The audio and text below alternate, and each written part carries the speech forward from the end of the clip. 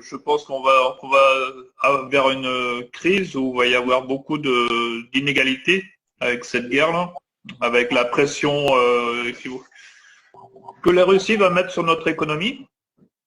Et il y a des monnaies qui sont nées justement en temps de crise, dont dans cette expo-là, il y a un lien vers un film qui s'appelle La monnaie miraculeuse, qui parle d'une monnaie qui a été créée à Worgol en 1932, donc 3 ans après la crise de 29, quoi. Et Worgol, c'était en Autriche, avec des similitudes avec l'actualité d'aujourd'hui, puisque c'était à l'époque où il y avait le nazisme qui arrivait en Allemagne, quoi, et qui arrivait aussi en Autriche à côté, quoi.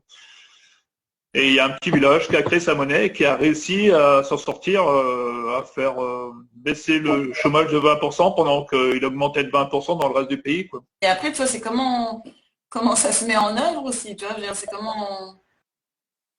toi, Ben, j'y ai réfléchi. Ils ont bien failli la mettre en place en Italie. Ce serait des, enfin, la solution que je défends, celle que je pense, ce serait des certificats de crédit fiscaux. En gros, ce serait un petit peu comme des bons d'achat les supermarchés. Ces bons d'achat de supermarchés donnent du pouvoir d'achat supplémentaire, sauf que là, ce serait pas lancé par les supermarchés, mais par les mairies. Et ce serait en quelque sorte des réductions d'impôts. Des réductions d'impôts qui seraient données aux consommateurs plutôt qu'aux producteurs. C'est-à-dire qu'avec ça, on pourrait acheter des produits du territoire et les producteurs du territoire pourraient avoir des réductions d'impôts locaux, quoi.